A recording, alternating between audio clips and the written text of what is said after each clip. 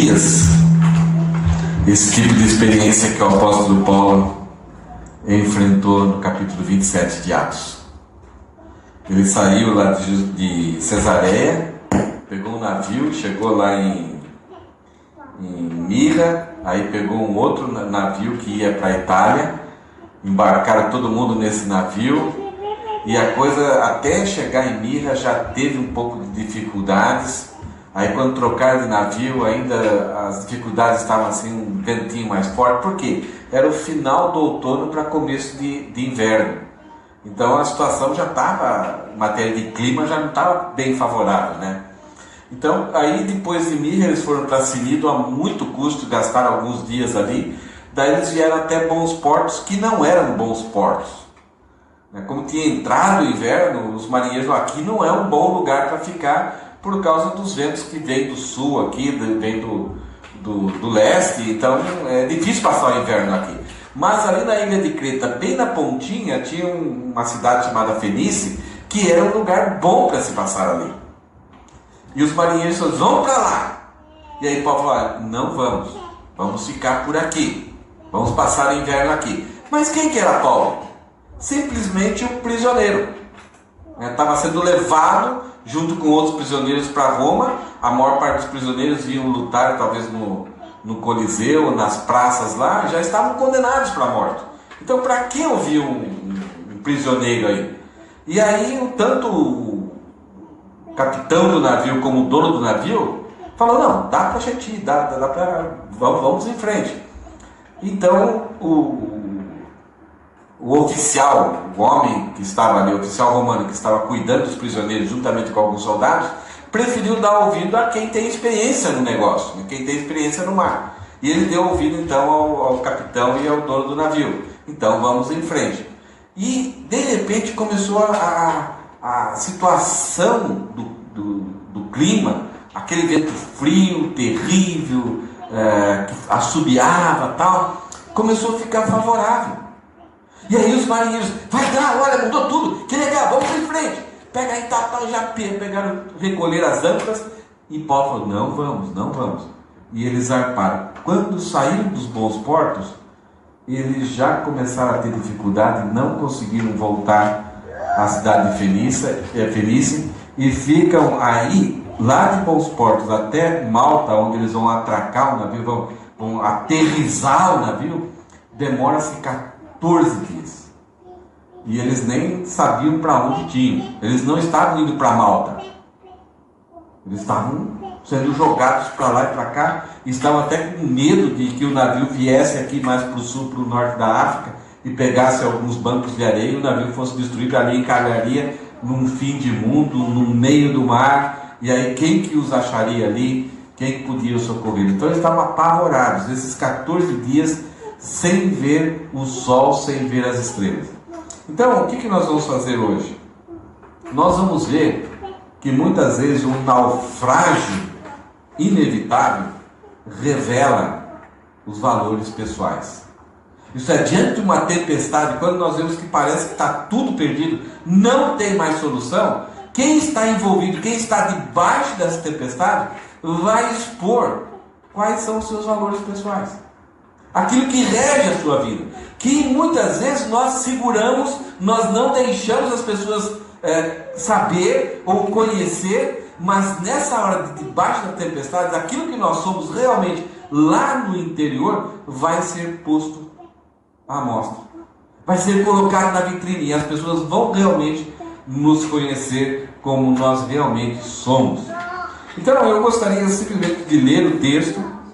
Depois a gente tem uma lista enorme de coisas, que esse texto assim, parece uma coisa bem simples, parece uma viagenzinha, como aquele navio, né, pulando para lá e para cá, acontecendo isso, acontecendo aquilo, tempestade, sem ver o sol, sem ver as estrelas, e a gente vai ver que temos muito que aprender desse texto. Versículo 26, pertence ao texto da semana passada. Paulo chegou com aquelas pessoas, no texto na semana passada, e ele reúne as pessoas e fala, olha, vocês deveriam ter me dado ouvidos. Nós poderíamos ter evitado todo esse prejuízo. Mas um anjo do Senhor ontem falou comigo, apareceu comigo, dizendo que nós vamos ser salvos. Quem permanecer, quem estiver no navio, será salvo. Nenhuma vida se perderá. Como? Tenham esperança. E aí Paulo termina a sua exortação dizendo o seguinte, no versículo 16: é necessário, porém, que sejamos impulsionados para uma ilha. É isso que Paulo recebeu de informação do anjo. Que eles vão estar debaixo da tempestade e é necessário, é preciso que esse navio seja impulsionado e desembarque numa ilha. Que ilha? Como que nós podemos acreditar em você? Se lembra que eu falei que não deveríamos ter ido, vocês acharam que um ventinho os atraiu e valeria a pena, olha no que deu. Então agora a perspectiva que esses marinheiros, que esse oficial, que o capitão, que o dono do navio, que as pessoas, os tripulantes, tinham de Paulo já era um pouco diferente. Então Paulo conseguiu os consolar. Mas é necessário que a gente dê de cara com uma ilha. Tá bom, então fazer o quê? Vamos embora, vamos enfrentar a história, não temos mais o que fazer. E essa história de hoje, que nós vamos ver esse texto aí, ele acontece mais ou menos num tempo de 6 horas. O versículo 27 começa à meia-noite. E o texto vai terminar de manhãzinha. Então é a última madrugada, é as últimas 6 horas que essa tripulação, que esse pessoal, que essas pessoas, 276 pessoas estão nesse navio. O navio vai ser destruído. Então nós vamos ver o que aconteceu nessas últimas 6 horas. Já tinham trabalhado muito tempo, 14 dias, como perdidos no meio do mar. E agora nós vamos ver o que aconteceu nessas últimas 6 horas. Versículo 27. Por volta da meia-noite, na 14ª noite de tempestade, depois de 14 dias eles enfrentaram a tempestade, enquanto éramos levados de um lado para o outro no mar Adriático, e os marinheiros perceberam que estávamos perto da terra firme. Então parece que está chegando perto de terra. Então o marinheiro ele tem capacidade de ver a cor da água, a qualidade, o tipo de onda. Eles têm uma sensibilidade, eles têm experiência. E eles perceberam, está chegando perto de terra. Então o que eles fizeram? Lançaram a sonda. Esse tipo é um tipo de um prumo, é uma cordinha com um peso. Eles lançaram lá, então a cordinha vai descendo, de repente ela para. E aí eles olham na cordinha, nozinhos, e veem quantos metros foi afundado. E aí eles descobriram em primeiro estágio, lançaram a sonda e verificaram que a água tinha 37 metros de profundidade. Opa, já não estamos em alto mar, já estamos perto de terra, mas ainda é fundo, não dá para sair aqui. 37 metros, é muito, muito fundo. Um pouco tempo depois, a ideia ali que alguns até estudaram, foram verificar na ilha que eles estão aqui. Então, uma distância de talvez meia hora, um pouco tempo depois, lançaram a sonda novamente e encontraram 27 metros. É perigoso isso. Eles têm que ter essa noção precisa de quando chegou à terra, porque eles têm que lançar, prender o navio um pouco antes e depois ir através de barcos. Lançaram a sonda novamente e encontraram apenas 27 metros. Eles temiam que se continuasse assim, nessa velocidade, chegando bem perto da terra, eles seríamos atirados contra as rochas na praia. Eles não sabiam, é uma ilha, geralmente toda a ilha, a encosta é com pedras. Por isso lançaram 4 âncoras da parte de trás do navio e ansiavam para que o dia chegasse logo. Então eles já tinham reduzido a velocidade com aquela âncora, tipo balão assim, que ia arrastando no mar. Agora jogaram âncora para ir arrastando pela areia por baixo assim, e o navio reduzisse a velocidade, e isso fosse chegando devagarinho. Então não lançaram âncoras na frente, mas lançaram lá atrás, para o navio ir arrastando e não batesse com alta velocidade nessas pedras. Versículo 30. Dando a entender que iriam lançar as âncoras da parte da frente, os marinheiros baixaram o barco salva-vidas na tentativa de abandonar o navio. Então eles lançaram a âncora de trás, correto. Daí os marinheiros falaram: Deus zebra, vai dar problema. Nós temos experiências, esse pessoal está tranquilo, está assim só olhando. Vamos fazer o seguinte: os marinheiros se reuniram entre eles. Vamos pegar o barco salva-vidas, a gente desce e a gente dá a entender, a gente finge, a gente fala que nós vamos também descer as âncoras da frente. Não poderiam fazer isso. E quando eles tentaram fazer isso, o que eles queriam? Entrar no barquinho, saem e com o barquinho eles sobrevivem. Na cabeça deles, eles teriam um naufrágio que causaria a morte das pessoas. Então, já que todo mundo vai morrer, vamos dar umas de espertos. A gente sabe as tragédias que acontecem. Então a gente pega o barquinho, a gente dá a ideia que a gente vai tirar as âncoras da frente e a gente dá no pé e a gente se salva e deixa eles aí morrendo tranquilos. Versículo 31. Paulo então disse ao oficial no comando e aos soldados: se os marinheiros não permanecerem a bordo, vocês não conseguirão se salvar, porque é os marinheiros que terão que ter algum controle do navio. Se eles estão caindo fora, ninguém vai ter esse controle. Então todos que estiverem no navio vão realmente morrer. Não deixe eles saírem, não deixe eles caírem fora do barco. Então Paulo teve essa sensibilidade, essa esperteza, esse olhar crítico e avisou o oficial. Então os soldados cortaram as cordas dos barcos salva-vidas e o deixaram à deriva. Quando os marinheiros iam entrar, eles cortaram a corda. Então os barcos eles perderam esse barco e os marinheiros agora têm que ficar no navio e têm que trabalhar para ainda controlar o navio. Enquanto amanhecia, então já passou quase essas 6 horas, Paulo insistiu que todos comessem. E Paulo fala o seguinte: de tão preocupados, vocês não se alimentam há 2 semanas, há 14 dias, disse ele. Por favor, comam alguma coisa agora, para o seu próprio bem, pois nem um fio de cabelo de sua cabeça se perderá. Essa é uma expressão usada várias vezes no Antigo Testamento e até no Novo Testamento, dando a ideia de proteção total. Então Paulo está falando: Deus falou que ninguém vai morrer. Então nenhum fio de cabelo se perderá, é a garantia. Deus falou, está escrito, está dito. Confie. Talvez alguns carecas falarão: claro, né? Versículo 35. Em seguida, Paulo incentivou eles a comer, 2 semanas sem comer, trabalhando duro ali, sem esperança, sem ânimo, sem apetite. Então Paulo em seguida tomou um pão, como se ele estivesse celebrando a ceia, né? Ele deu graças a Deus, orou agradecendo a Deus na presença de todos. Não era uma igreja ali, alguns falaram: o que ele está fazendo? Ele partiu em pedaços, então ele distribuiu esse pão como se fosse uma ceia quase, e comeu. Todos se animaram com essa comida, né? Também com essa oração de Paulo, esse impacto que Paulo teve na vida deles. Todos animaram e começaram a comer. Havia um total de 276 pessoas a bordo, um grande navio. Depois de se alimentar, a tripulação aliviou o peso do navio mais um pouco. E já tinham jogado várias coisas, se lembra? Equipamento, coisas que eram preciosas, partes do navio. Agora eles aliviam o peso do navio mais um pouco, fazendo o quê? Atirando ao mar toda a carga de trigo que eles estavam levando, que eles foram pagos para levar para a Itália. Então eles teriam esse prejuízo, teriam que bancar, teriam que pagar isso.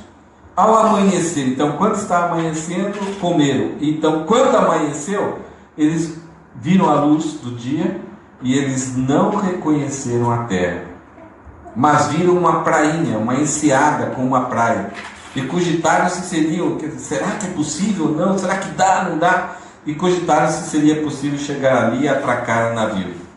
Então cortaram as âncoras que estavam segurando o navio e as deixaram no mar, perderam as âncoras também. Depois afrouxaram as cordas que controlavam os lemes, para que o leme não quebrasse, não se destruísse e não controlasse. Então vamos deixar o navio ir conforme o seu ritmo, conforme a direção. Levantaram a vela da frente, então seguraram a vela para ela não arrastar com muita força. Então agora a gente vai pela própria correnteza, pelas próprias ondas, vão nos levar para lá. E foram rumo à praia. Então agora estão indo para aterrissar, atracar o navio. Versículo 41. Mas o navio foi apanhado, fizeram um plano tão certinho, tão corretinho, vai dar certo, o navio vai devagarinho, somente com as ondas. Mas o versículo 41 começa com a palavra mas. Mas o navio foi apanhado em duas correntezas. De repente o navio entra com duas correntezas muito fortes, contrárias, e encalhou antes do esperado. O navio bateu de frente. A correnteza impulsionou o navio entrou de frente e encalhou na areia de frente. A frente ficou travada. A parte da frente se encravou e ficou imóvel, enquanto a parte de trás, que é chapada, foi atingida pelas forças das ondas, começou a se partir.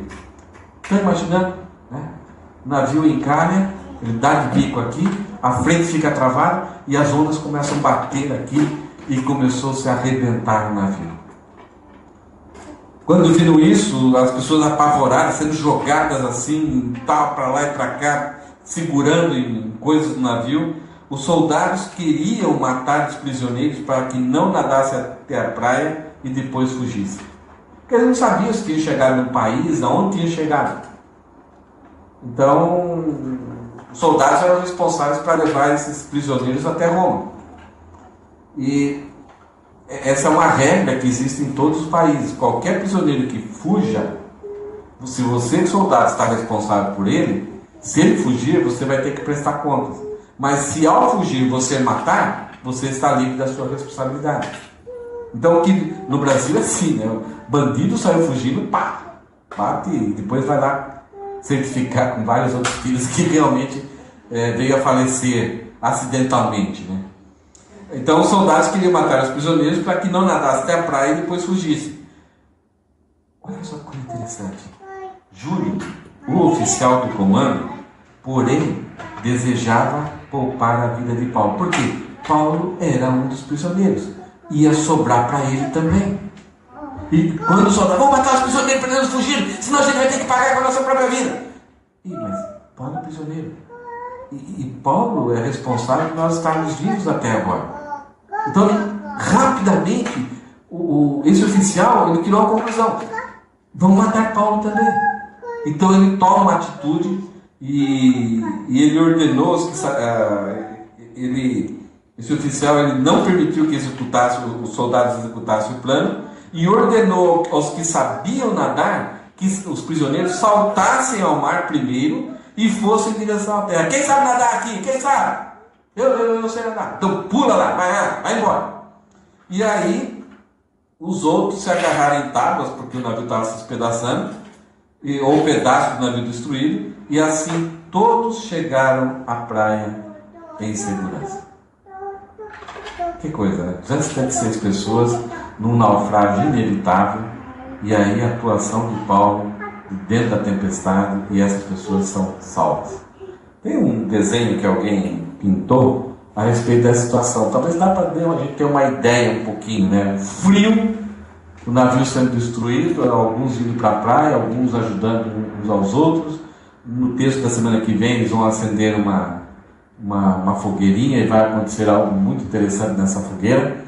Mas as pessoas, 276 homens são salvos com a atuação ali de Paulo. Mas nós falamos que a tempestade, ela revela os nossos valores pessoais. Mas antes da gente ver esses valores pessoais, eu gostaria da gente pensar um pouquinho sobre o que as tempestades fazem nas nossas vidas, que prejuízo elas causam na nossa vida. Quais as perdas que uma tempestade pode trazer para nós? Aqui nós estamos falando de uma tempestade no meio do mar, um navio carregado, tanto de uma carga de mantimento, de comida, pessoas, um homem que teve a sua colheita, comprou uma colheita, usou o navio para transportar, que vai ter um lucro, que está na expectativa desse navio ir e voltar com o seu lucro, perdeu. Esse dono do navio que ao fazer esse transporte, que iria ganhar, que ia sustentar outras pessoas, Perdeu. Não somente isso, mas ele perdeu o navio também. Esses marinheiros que estão indo perderam o seu salário. Como que vai acontecer? Perderam o emprego, a empresa faliu. Então a tempestade, todos nós somos sujeitos. Aqui é uma tempestade no meio do mar. Mas é uma boa analogia de várias tempestades que nós podemos passar. E que passamos. E as perdas que aconteceram nessa tempestade, elas são muito semelhantes às perdas que nós também sofremos quando passamos por tempestades. Por exemplo, olhando o texto desde o começo, a tempestade trouxe a perda das facilidades. A vida começou a ficar um pouco difícil para ele. O texto fala assim que no começo, quando eles pegaram o navio, começou uma certa tempestade, foi difícil para eles manter o rumo. Sabe aquele momento que você... Uma vez eu fui para Kobe, estava voltando, estava tendo um taifuno, eu estava na Kosovo. Eu estava lá tranquilo, uma boa assim, e o vento começou a ficar difícil. Gente, o carro... Segurar, mas o carro ia. Então você tem que ter o coração começa a palpitar, você segura ali, e eu lá em cima, numa ponte bem alta, começou a dar medo. Os caminhões do lado ali e tal, e o meu carro é grande, pesado, mas foi muito difícil controlar. E a tempestade, ela traz isso para a gente. Aquilo que era tão natural, tão fácil, é do dia a dia, nossa rotina do dia a dia, a tempestade começa a atrapalhar esse ritmo normal da nossa vida. Eu acho que se você passou por alguma tempestade, você começa já a pensar como isso aconteceu na sua vida. Uma outra coisa que a tempestade faz com a gente, ela diminui a nossa velocidade. Coisa que é tão ágil, fazer isso, fazer aquilo, os horários a gente cumpre e tal, de repente as coisas começam a se atrasar. A lentidão começa a acontecer na nossa vida. O tempo está indo, está chegando, os prazos vão se cumprir e eu não consigo chegar lá. A minha vida parece que é uma vida de uma tartaruga. O ritmo desacelera. Parece que eu não consigo mais vencer os prazos. Há uma perda de energia física, você começa a ficar cansado, porque ele ficou muito grande, com grande esforço. Tudo agora fica mais difícil. Você tem que manobrar e começa a doer o corpo. Você começa a sentir canseiro. Você perde tempo em coisas que parece que o dia foi cansativo. Você passa e você não fez nada, só tendo que manter o ritmo, o rumo, por causa da lentidão. Tudo fica diferente. Você perde a sensatez e a prudência. Então, quando alguém vai, não vai, fica aí parado. Então você não escuta os avisos. Você perde a sensatez. Porque você quer sair logo daquilo. Você quer resolver logo o problema. Então avisos, sinalizações, placas, você não dá mais atenção. Você perde o discernimento. De repente qualquer coisinha que pareça já é uma sedução, porque vai te atrair, você pensa, é por aqui. E você perde esse discernimento de avaliar, porque você está cansado, perdeu tempo, perdeu energia, está andando devagar. Então qualquer proposta, qualquer sugestão de livramento, você acha que é uma oportunidade. Você perde a autonomia, eles começaram a ser empurrados, você já começa a perder, você tenta ir para um lado, mas você começa a ser empurrado para o outro lado. Você perde o direcionamento, eles não conseguiam manobrar o navio, não manter a direção. Você perde a persistência, eles desistiram e deixaram. Cansa. Então de repente você larga, desiste, está cansativo. Parece que é um esforço inútil. As tempestades elas provocam isso. Você perde a normalidade, começou do dia a dia, você sabe quando você gasta nisso, gasta naquilo, você tem um orçamento, tem na cabeça quanto tem na conta no banco. De repente isso, você começa, quando você vai no Combine e tira o dinheiro, quando você vê o saldo, nossa, onde eu gastei o dinheiro? Já aconteceu isso com você? Porque a vida na tempestade, ela começa a ter custos altos e você não percebe aonde está, o que você está cobrindo. Você perde a paz, aquela tranquilidade, aquela sossego, né? Por quê? Eles tiveram que reforçar o navio, porque o navio parecia que ia arrebentar. Eles começaram a ter medo. Perde a liberdade. Então tem que colocar uma âncora flutuante para segurar o navio, porque você já não tem mais aquele controle. Eu vou levar para cá, eu vou levar para cá, eu sou dono da minha vida. Você perde essa sensação de que você é dono, tem controle, tem domínio próprio. E eles são levados pelo vento. Perde a comodidade e começaram a ser castigados pelo vento. Então aquele negócio de você sentar, talvez os marinheiros durante a viagem sentavam, jogavam um baralhinho ali e tal, deitavam ali, tomavam um sol, bebiam um chimarrão, um chazinho. Não podiam mais, tinham que segurar, jogar para cá e um segurava lá para não cair do navio. A coisa começa, toda aquela comodidade dos horários certinho que você tem, tal hora levantar, tal hora ir para o trabalho, voltar, tomar um banho de ofurô, né? Tomar aquela sopinha, assistir um filminho, uma série. Você não consegue mais fazer, a comodidade vai embora. Finanças, eles tiveram que lançar a carga no mar. Você começa a perder aquilo que é as coisas necessárias para a sua vida. Começaram a perder recursos materiais também, lançar equipamentos. Algumas vezes tempestades faz com que a gente tenha que abrir mão de recursos, de carro que você era o seu sonho, você lutou para ter, e de repente você abre mão, você se desfaz e não sabe o que aquilo beneficiou você. Já passou por isso? Você perde indicadores, você não consegue mais enxergar aonde que você deve ir. Os navios não tinham GPS, não tinham nada eletrônico, eles tinham os mapas eram muito vinculados às estrelas. Agora eles não estão vendo o sol e nem as estrelas. Eles perderam a direção, tudo virou noite, tudo virou trevas.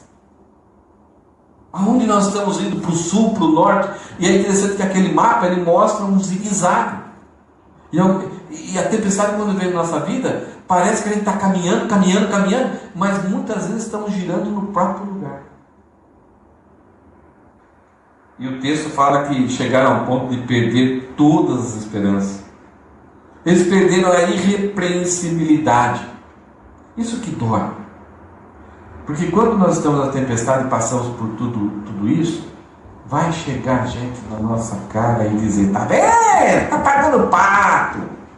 E é o que Paulo chegou para eles: vocês deviam ter me ouvido. As pessoas começam a nos culpar, a julgar. E a tempestade, Paulo não tinha cometido nenhum erro. Ele estava debaixo da tempestade como as outras pessoas. Mas ali todos estavam errados. E quando entramos na tempestade, muitas vezes começamos a sentir que essa sensação de culpa, temos vergonha de até expor o que está acontecendo conosco, porque ao expor, as pessoas vão nos julgar e vão nos condenar, vão nos repreender. Perdemos a nossa aprovação. Eles não têm mais credibilidade no mercado. Fizeram algo que deveriam ter evitado. Não se faz uma viagem de navio naquela época. Então, mesmo que esse dono de navio de repente volte a funcionar, na hora que alguém vai contratar o serviço dele, fala: esse cara aí afundou o navio. Aqui no Japão é muito disso, né? Quando uma empresa de ônibus sofre um acidente, muitas vezes a empresa de ônibus prefere fechar as portas, abrir falência, porque ninguém vai mais contratar. Eu me lembro de um acidente de ônibus de uma empresa aqui, que um senhor que não tinha tanta experiência estava conduzindo um ônibus cheio de estudantes e acidentou e vários jovens morreram. E esse motorista, além de não ter muita experiência, estava há muito tempo dirigindo. Depois aconteceu o acidente, a empresa abriu falência. Pediu desculpas, pediu perdão publicamente e abriu falências. Por quê? É uma empresa reprovável, não é mais uma empresa aprovada no mercado. Então, eles perderam, eles tiveram prejuízo. Eles não vão ser mais uma pessoa com credibilidade. No versículo 29, eles perderam toda a segurança, começaram a ter temor. Perderam o sossego, passaram a ter ansiedade. Eles perderam o controle, estavam sendo levados de um lado para o outro. Perderam também a honestidade. Aqueles marinheiros que eram responsáveis pelas vidas, por aquela carga, por aquele navio, agora estavam fingindo para escapar e se salvar, e deixa cada um se virar. Então, de repente, a pessoa perde até a honestidade que sempre teve até aquele momento. Nós perdemos muitas vezes o compromisso. Aqueles homens queriam abandonar o navio, eles eram responsáveis, tinham um compromisso, tinham um contrato de trabalho.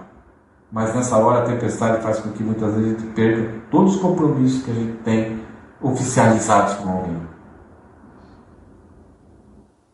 Eles perderam os recursos para a emergência, aquilo que era o saldo, aquilo que poderia ser usado para uma emergência, foi lá e cortaram as cordas e o barco foi jogado ao mar e foi destruído.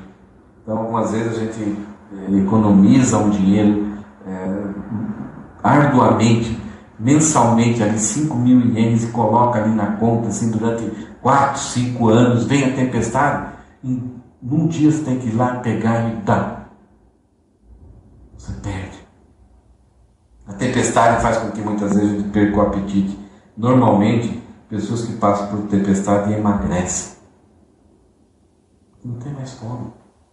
Não tem prazer. Não tem alegria.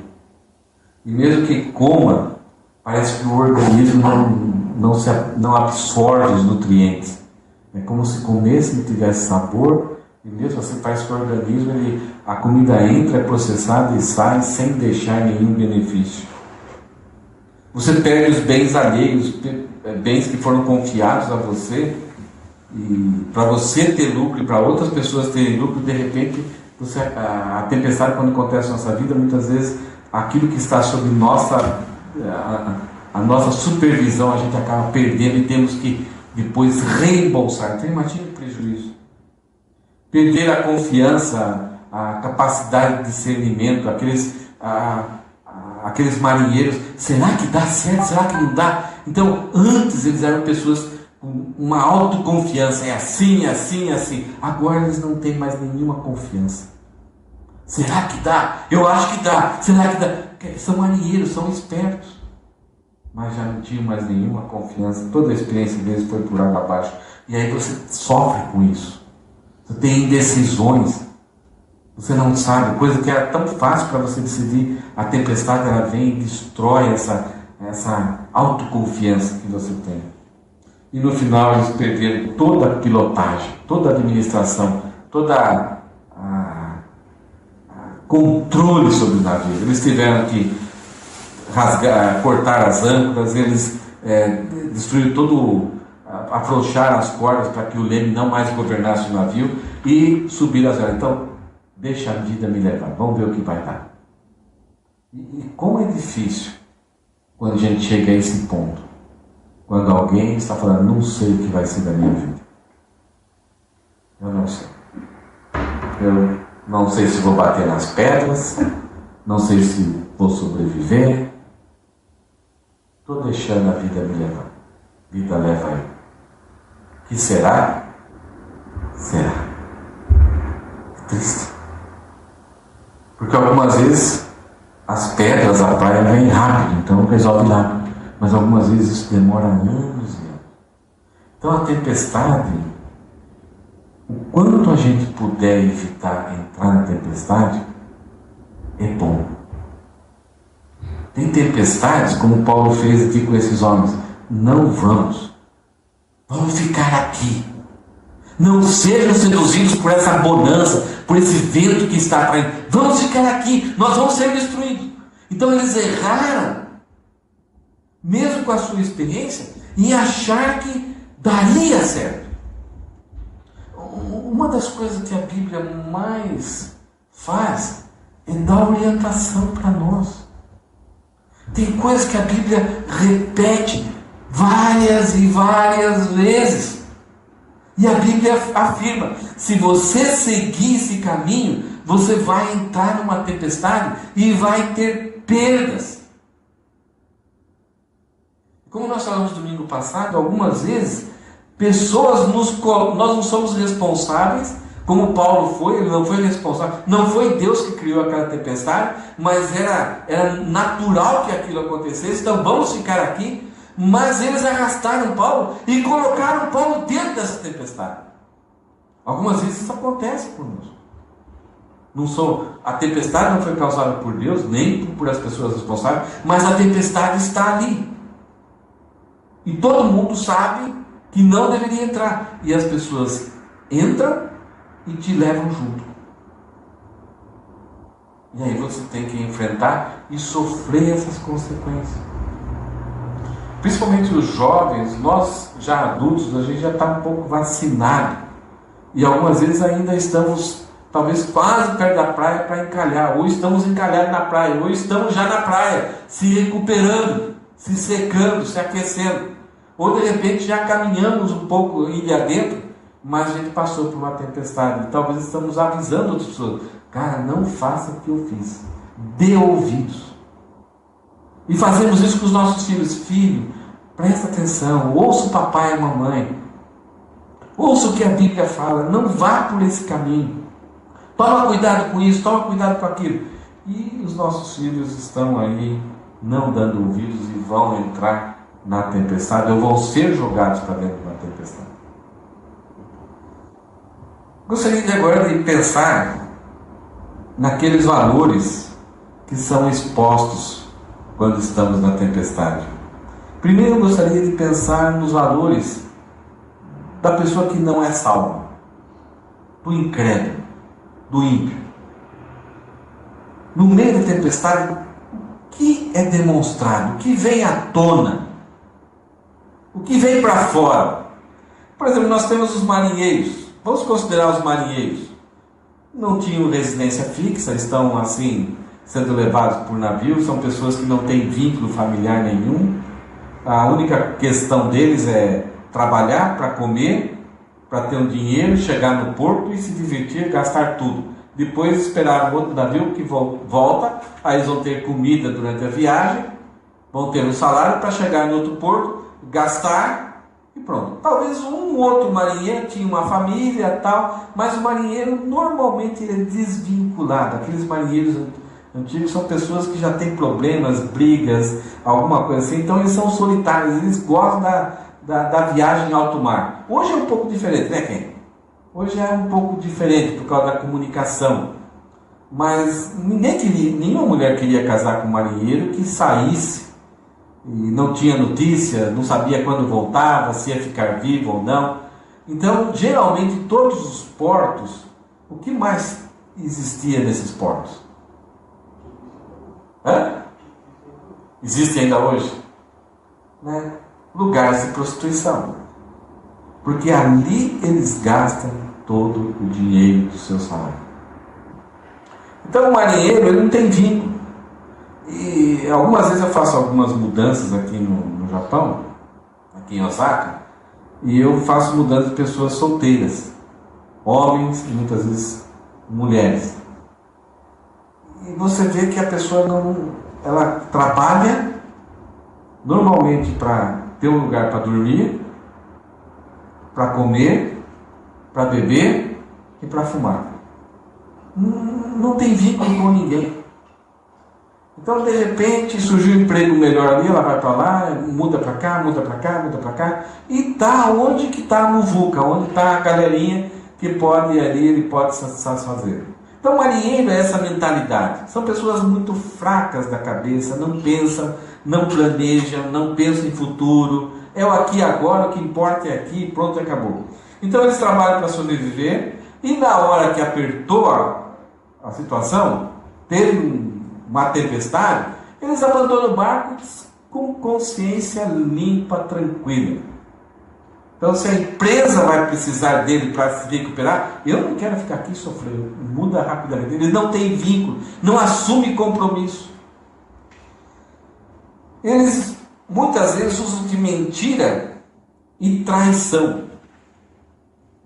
Traem os patrões. Na hora que apertou, eles traem, prometeram isso, mas não cumprem os seus compromissos. Qualquer barco que oferecer uma outra proposta, eles estão lá. Eles não cumprem o horário, porque não tem vínculo. E eles se alegram em dizer que fazem isso com a ideia de que são espertos. Eles são individualistas, estão em grupo, mas cada um por si, e sem altruísmo. Algumas vezes até alguns demonstram um certo altruísmo de ajudar um ao outro, mas na hora que um foi prejudicado, eu não conheço, não é meu amigo. Se vira. Se lembra lá do filho pródigo? Ele fugiu da casa do pai, se encontrou com uma galerinha, mas na hora que ele acabou o dinheiro dele, cadê os amigos? É mais ou menos isso que funciona. E esses são os valores do ímpio nesse nível de marinheiros. Aí tem o nível dos soldados, pessoas que já são trabalhadores, responsáveis, obedecem. Então ele tem um tratamento diferenciado para com as pessoas. É prisioneiro? Merece morrer. É tripulante? Então tudo bem. Então eles são muito assim, tratam as pessoas conforme aquilo que as pessoas são. Então se é um superior, toda a reverência. Se é um prisioneiro, não importa se matar, tranquilo. E eles obedecem ordens, muitas vezes sem questionar, não importa que ordem seja essa. E aí tem muitas vezes o não salvo, o ímpio, que é um oficial. Que isso nos surpreende muitas vezes. Uma pessoa que não conhece a Deus, mas demonstra valores nobres. Quando Paulo saiu de Cesareia e chegou em Mira, em Sidom, quando Paulo saiu de Cesareia e foi para Sidom, ele permitiu que Paulo saísse e fosse ver os irmãos e recebesse ajuda desses irmãos. Então, algumas vezes nós encontramos entre os ímpios pessoas que usam de nobreza e oferecem, em alguma situação, oportunidades de livramento. São pessoas que nos socorrem sem conhecer a Deus. Eu conheço muitas pessoas que não rejeitam a mensagem da cruz, não querem o Evangelho, mas elas cuidam tão bem das outras pessoas, mostram nobreza e muitas vezes agem como se fosse aparentemente até um crente, e algumas vezes agem com mais nobreza do que os próprios salvos e crentes, socorrem muitas vezes, e algumas vezes socorrem até os próprios crentes. Aqui no Japão eu conheço algumas pessoas assim. Então a tempestade, ela revela isso, ela coloca para fora isso. E no caso aqui, a tempestade revelou também como que age aquela pessoa que é salva e ao mesmo tempo é servo. Alguém que é salva, é filho de Deus, mas não somente é filho para receber e para ser cuidado por Deus, mas ele está pronto a servir a Deus em qualquer situação. Esse é o exemplo de Paulo aqui nessa tempestade. Ele não causou aquela tempestade, ele não queria estar naquela tempestade, ele queria evitar aquela tempestade, ele agiu com sabedoria, ele queria agir com obediência a Deus, mas ele foi empurrado e carregado e levado para aquela tempestade.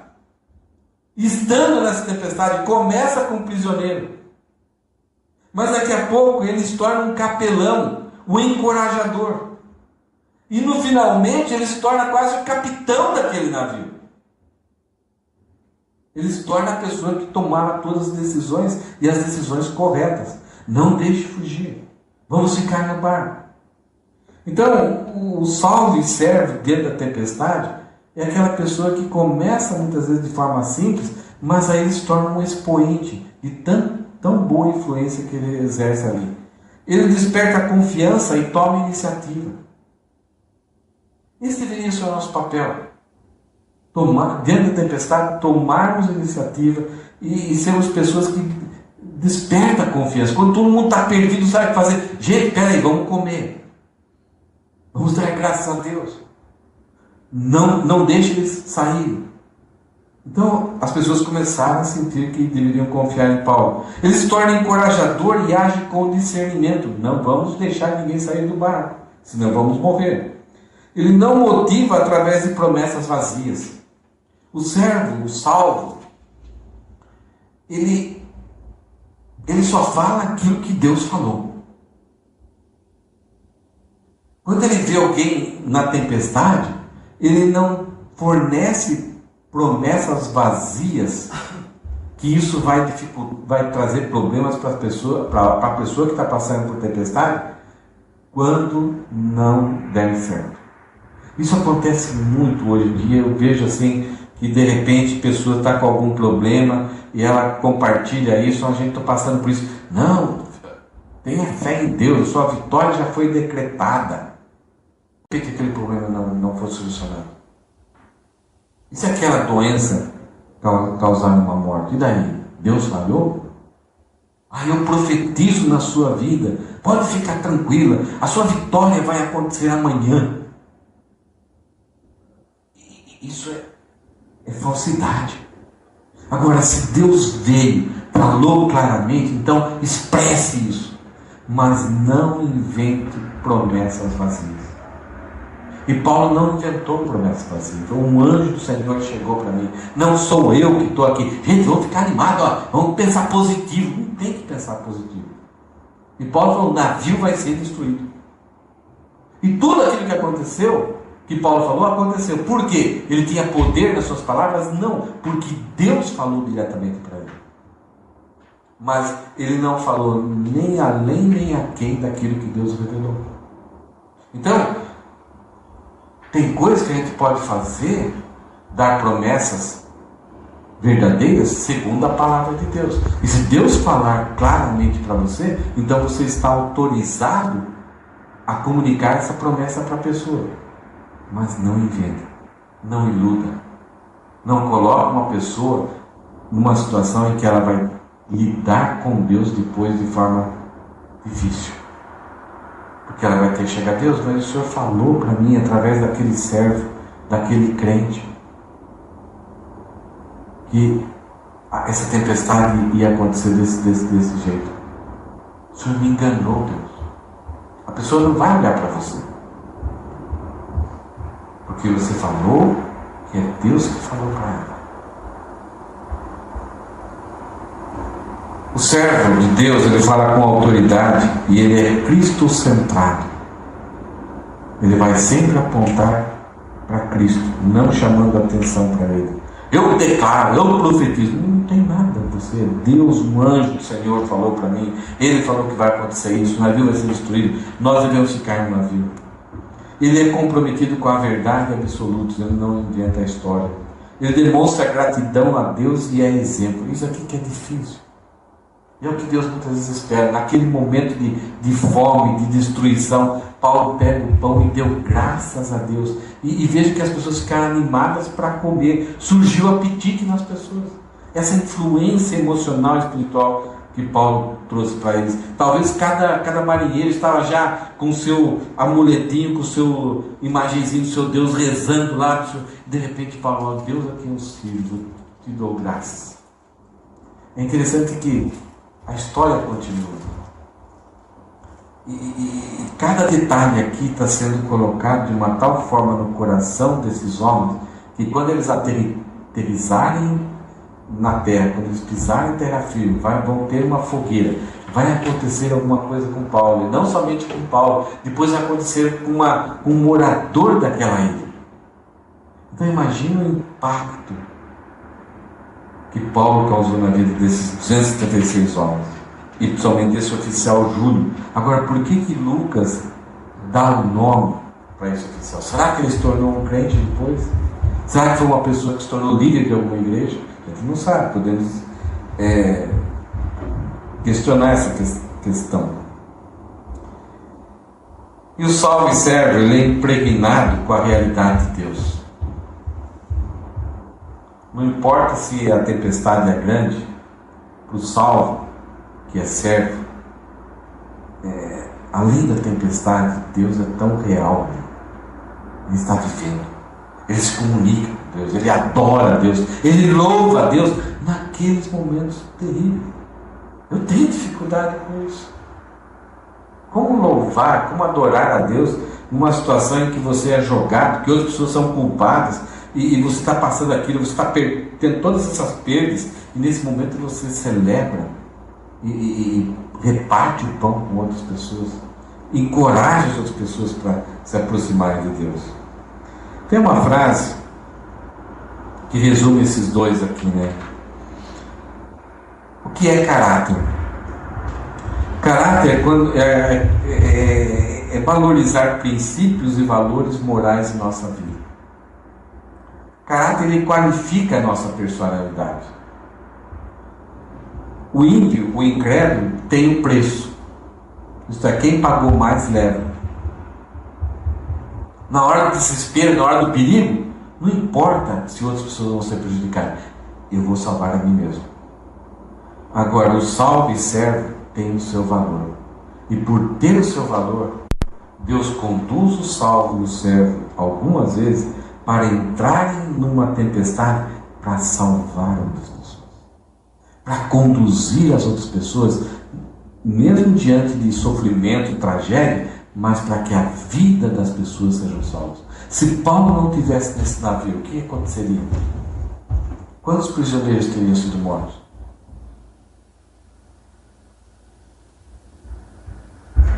Quantas vidas teriam sido perdidas? E não somente vida física, porque eu creio que o que aconteceu depois levou muitos desses homens a crerem espiritualmente em Deus e terem seus destinos mudados. Tanto os prisioneiros, como esses marinheiros, como esses soldados.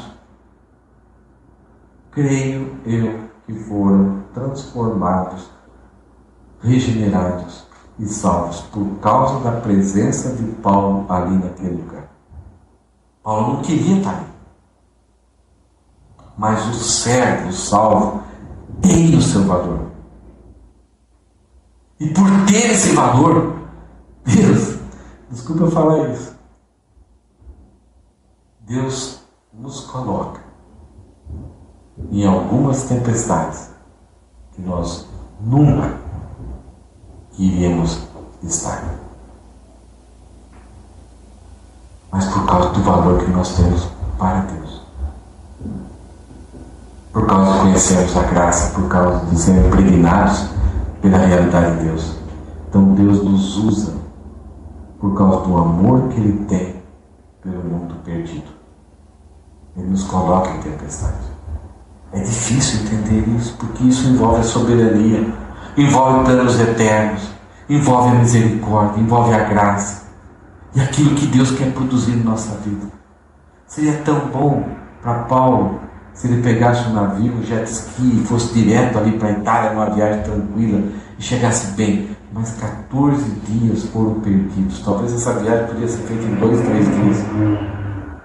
Mas 14 dias, além do navio, além de tanta a carga de trigo, além do equipamento do navio, destruição total do navio.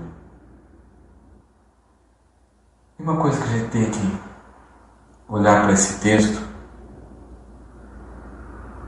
e eu comecei a listar, e talvez na sua cabeça você vai ter outras ideias, é que Deus sempre está na tempestade. E algumas vezes a impressão que dá é que Deus sempre prefere aparecer nas tempestades. Eu peguei cada versículo e tentei ver o que a gente pode aprender de Deus em cada versículo, usando o texto anterior como nós fizemos. Versículo 3. Deus cuida do seu servo criativamente. Tinha um oficial que permitiu Paulo visitar os seus amigos. E os amigos o socorreram. Não tinha nada de planejamento. Mas Deus cuida do seu servo. De forma muito criativa e de forma surpreendente. Eu acho que cada um de vocês já tem uma experiência quando chegou aquele momento. O que eu vou fazer? Como que eu vou ter roupas? Eu não tenho um cobertor para essa viagem, vai começar o frio, eu não tenho comida, eu não tenho talvez remédios. Como que vai ser essa viagem sem esses mantimentos? E de repente ele passa por Sidom, esse oficial, olha, você tem amigos aí?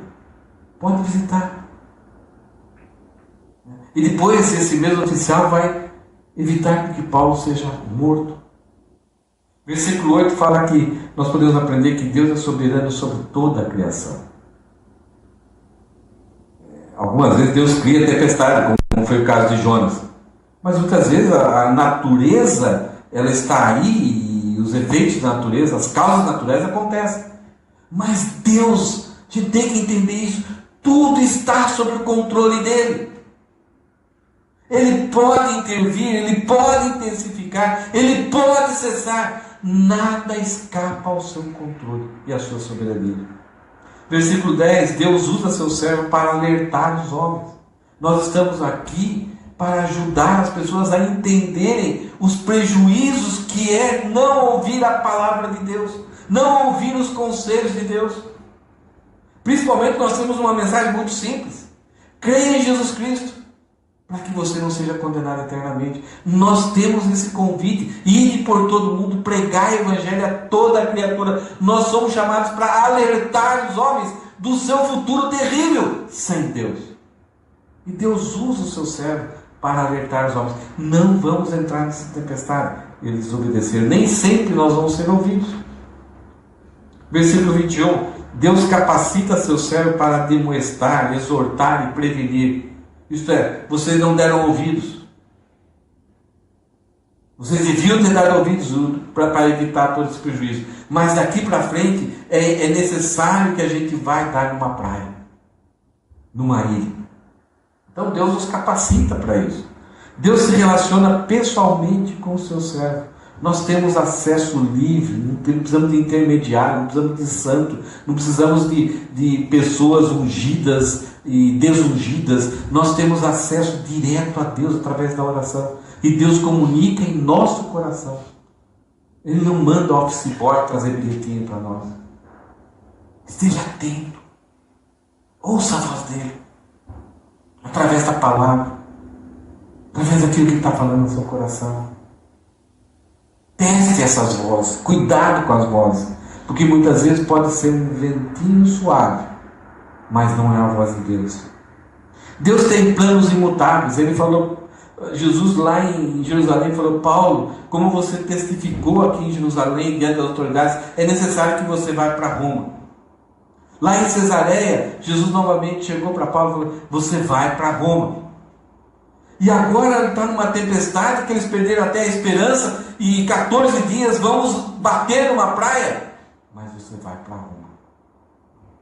Os planos de Deus para nós são imutáveis. As tempestades muitas vezes colocam no nosso coração para duvidar das promessas de Deus. O navio vai ser destruído, mas nós vamos chegar no nosso destino. Eu sei quem é poderoso para guardar o meu tesouro até o dia final. Posso perder algumas coisas, posso perder outras coisas, posso perder até coisas que eu estou acumulando, que só me atrapalham na minha caminhada. Mas eu não perco aquilo que foi conquistado por Cristo. Não aquilo que eu mereço, mas aquilo que Cristo conquistou na cruz. Ele é Deus. E Ele conquistou isso por nós. Deus fornece discernimento e sabedoria ao coração do seu servo. Enquanto todo mundo está lá, 275 homens lá, preocupados com a tempestade, com o que estava acontecendo, Paulo, quando vê alguns, eles estão querendo sair do barco. Ninguém percebeu isso. E de repente, Deus te capacita para onde você está, você tem essa sensibilidade de perceber situações erradas, ou situações que parece que as pessoas estão fazendo certo, mas é perigoso. Deus te dá sensibilidade, Deus fornece discernimento, sabedoria, sensibilidade para nós percebermos aquilo que não é certo, que parece certo para todo mundo, mas não é. Versículo 32, a gente aprende que Deus desperta seu servo para atender as necessidades. As pessoas não tinham apetite, não tinham vontade de comer, desanimadas, com medo. E aí Paulo parece um materialista. Ele fala: gente, vamos comer. Então Deus capacitou a mente de Paulo aqui para que ele orientasse, ele encorajasse as pessoas a comerem. Seria necessário eles terem energia renovada para enfrentar um mar até chegar à praia. Deus não comunica promessas vazias. Deus não é um Deus que fica tentando jogar palavras de encorajamento, de autoestima, de autoimagem, para a gente continuar. Não, Deus promete aquilo que realmente é real, é verdadeiro. Deus é adorado e exaltado em meio à tempestade. Ele é. E é na tempestade que mais Deus se agrada de ser adorado. Quando está tudo bem, é aquilo que nós vimos hoje no culto, parece que fica uma coisa meio mecânica, né? Mas na hora que vem alguém aqui que nunca veio na frente, pega o microfone e treme, é nesse momento que diz, aquilo é lá. Quando está tudo bem, está tudo sob controle, a nossa adoração é muito condicional. Agora, quando as coisas, sabe, você já perdeu a carga de trigo, perdeu o navio, perdeu o bote salva-vida, perdeu as âncoras, perdeu a direção, não tem mais direção, e nesse momento ainda você adora a Deus, você não quer cair fora do barco, não quer fugir, não quer se ausentar, e aí participa da refeição que lembra a doação de Deus em meu favor, partir o pão e dar graças a Deus. Os céus param, os anjos param e têm uma inveja disso que só nós, como seres humanos resgatados, salvos em Cristo, podem fazer. Os anjos não podem fazer isso. Eles não têm esse privilégio de adorar a Deus da forma com que nós adoramos, como seres resgatados. O versículo 43, ele mostra uma coisa muito interessante para nós. Deus não tem adversários que possam impedi-lo de realizar sua vontade. Deus tem uma vontade determinada, decretada para nós antes da fundação do mundo. Está escrito. Ele tem um livro da vida onde ele registrou os nomes.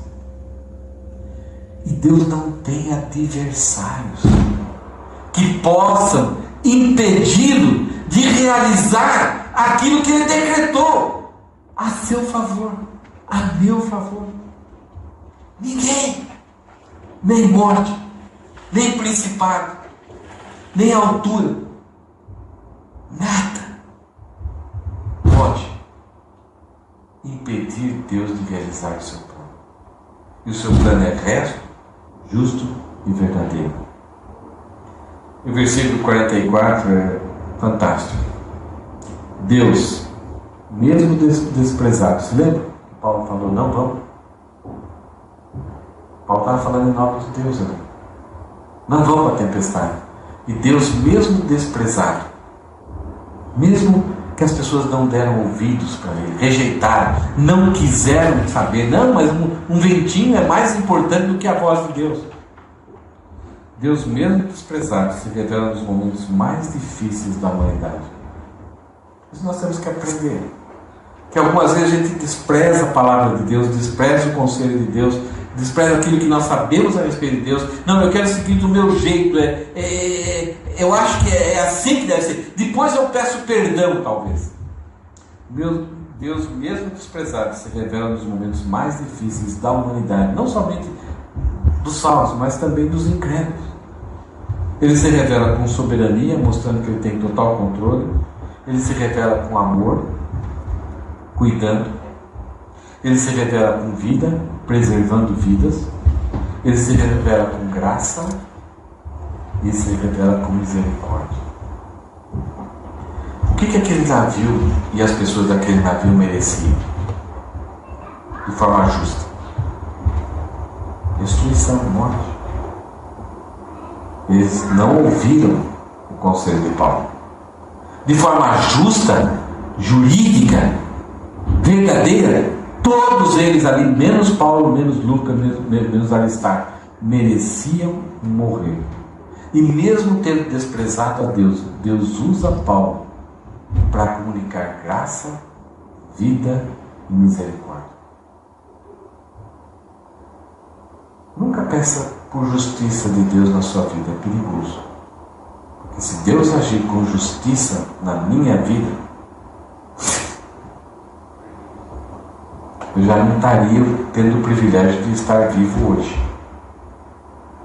Agora reconheça que Deus é gracioso para mim e para você. Tudo que nós somos, tudo que nós temos, tudo aquilo que nós recebemos, tudo aquilo que, da forma como Deus cuida de nós na tempestade, é por causa da graça e da misericórdia de Deus. É por causa desse amor incondicional que Ele comunicou na sua palavra. E eu já falei a respeito disso e gostaria de terminar recapitulando o Salmo 23. Eu creio, por causa das palavras do Salmo 23, que a melhor tradução do Salmo 23 seria essa daqui: o Senhor é o meu pastor, nunca me faltará.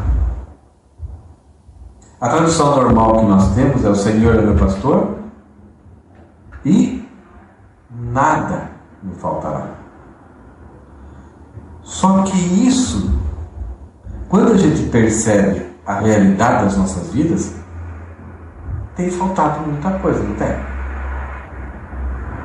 E a gente pode chegar diante de Deus e falar: Deus, a tua palavra não é a verdade, porque tem faltado muita coisa na minha vida. Mas quando a gente começa a estudar a Bíblia lá desde Gênesis até o Apocalipse e vemos as tempestades, a gente percebeu que Deus nunca se faltou para aquele que os ama, para aquele que é servo, para aquele que é salvo. Deus nunca esteve ausente da vida de alguém que crê e confia nele. Essas pessoas, mesmo diante de tempestades terríveis, Jó, eles desfrutaram da presença total de Deus naqueles momentos. Aproveite isso. Confia nisso.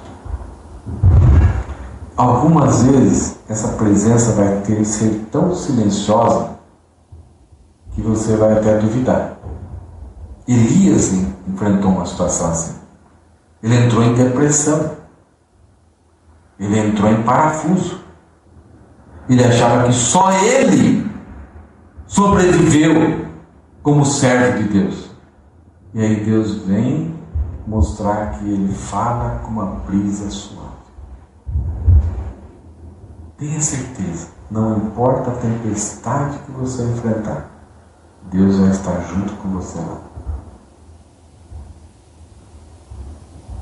É lá que Ele gosta de estar, com aqueles que o amam. É lá que Ele gosta de falar ao coração. É lá que Ele gosta de ser adorado. Será que a gente pode cantar aquela música direita? Novamente? Será que dá? Conseguimos? Vamos conseguir? Quem? Bateria?